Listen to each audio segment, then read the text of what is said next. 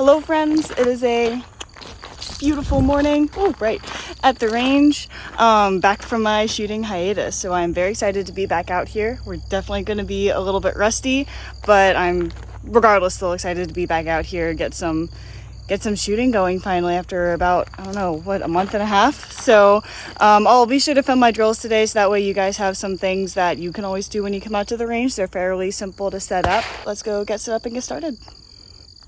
All right, we're suited up. We are officially back.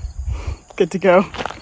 Okay, so first drill for today. This is coming from my coach, Keith Tyler with TFI. A lot of my drills that I do come from him, so all the credit for pretty much majority of what I do comes from my training with him. What we're going to start off with, this is really simple. It takes only 3 targets. We're going to set the targets up, and I've actually showed this in a previous video, so if you go back, I think it's called a rainy day training. We did this drill with like more complexities added to it, for lack of a better term, because I can't talk this morning apparently. But 3 targets. You're going to set one target up fairly close, so think you're making a V. It's actually called the V drill. So this is the tip of the V, and then you're going to have another target far back on one side, another target far back on the other side. So you have created a V with targets. The front one is target 1, one of the back ones is target 2, the other one is going to be target 3. We're going to start off by, on the timer or on the buzzer, we're going to shoot 1 at each target. This is working on throttle control because we do have different varying distances, and then it's also going to work on obviously drawing to whatever target you're shooting at. Then it's going to work on those transitions as well. So we'll start with one shot on each target, then we're going to transition into 2 shots, and then as we kind of get more warmed up into the drill, we're going to add stuff like no shoots, hard cover. Today I think I'm just going to stick with open targets, just since I'm getting back into it after about a month and a half off. But yeah, let's get to it.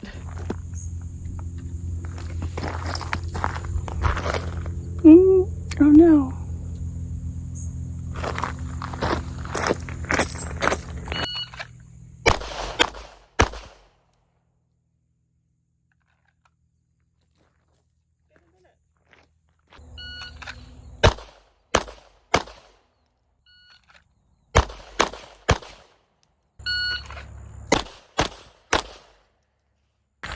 All right, so we've done our single shots. We're gonna go into 2 shots per target now.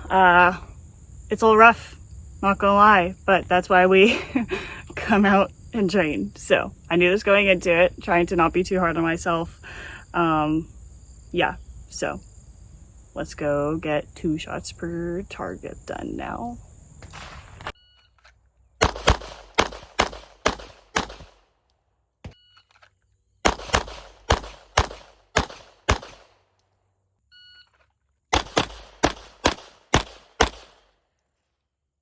That entire drill was a little rough.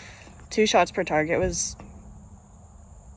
it happened. On the bright side, no deltas. They're just way more Charlies than what I wanted.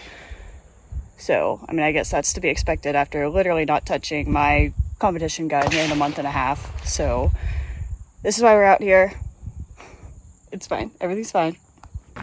Okay, so drill number 2 that we're doing today, we're gonna do Keith's Z drill.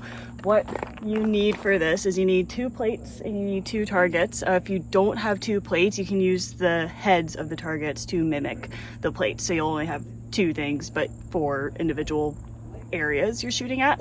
How this drill works is you're gonna have a plate A.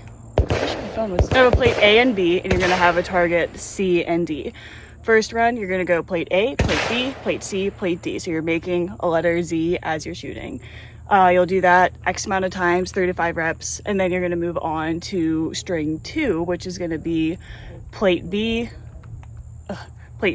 target C, target D, plate A. So now you're kind of going crisscross, and then you're going to keep on switching which target you start with. So the next time, then you're going to do target C, target D, A, B, and then you're going to start with Z or D and make it backwards.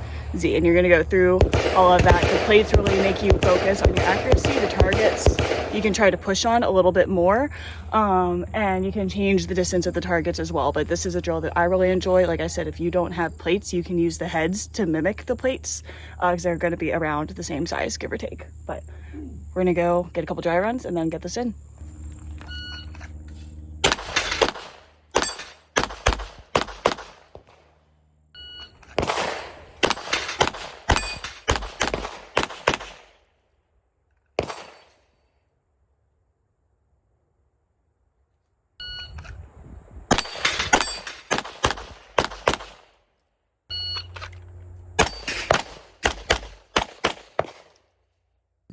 definitely a little rough today.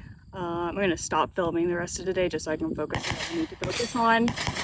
And then we'll kind of do a recap with y'all. But we got some content so that you can see some of the stuff that I tend to do when I come to the range to practice. But I would like to focus more on shooting rather than getting content, as much as I love you guys for the remainder of my time today. So we'll be back in a little bit. All right, so that happened. Was a little rough, and that was to be expected. I tried to manage my expectations going into it, and I'm a perfectionist, so I'm definitely frustrated, but I'm trying really hard to understand. I have not touched my competition gun in a month and a half, so since Tennessee sectionals, and there were several reasons for that. One is I purposely take time off after summer normally because that's when school is starting back up, and this year I was actually moving too, so part of that was because of that. The other part was medical because of the knee, and we're finally getting that handled. Rehab's going really, really well. Treatment's going well. So there were reasons for it, and so I came back today into training knowing it was going to be rough. That doesn't make it any less frustrating necessarily, but this is part of the process. So I definitely have a little bit of catch up to do, and that's okay. Now's the time to have catch up to do. And then after a few training sessions, we'll be right back to where we left off a few weeks ago. So I'm excited to get back into it. Time off can be good. It reminded me how much I love this sport because I was missing it. I was craving range time and training, and so that's a good sign. If I hadn't missed it, I would have been a little bit worried, but I was missing it. I had that itch, and so I was very excited to come back out here today, and I'm leaving frustrated but feeling good because it was just good to be back out here, and I'm really happy that I still love this sport. So part of being an athlete and part of being someone that wants to excel at things means you're going to have ups and downs, and I wouldn't even call this a down necessarily. This is just another step. This is part of the process. I haven't touched my gun in a hot minute, so it's bound to be a little bit rough for a couple of weeks, and that is totally normal. So all this to say, it's okay if you have bad days. It's okay to take time off, and it's okay to kind of have to play catch up and start over for a couple items. That is totally fine. That is part of the process. If we were perfect all the time, that would mean that we're not pushing ourselves hard enough. Sorry, my arm is getting tired, so I had to set y'all down. So we'll be back out here, I think, later this weekend. And now that classes are kind of on a set schedule, I'm moved and not living out of boxes anymore. I can kind of get back on a schedule with my range time and my dry fire. So yeah. It's okay to have bad days. You're going to have good days. You're going to have bad days. You're going to have plateaus. And all of that is normal and part of the process. So that's all I got for you guys. I'm going to get off my soapbox now. Thanks for coming to my TED Talk. And we'll see you guys next week. Stay safe, y'all.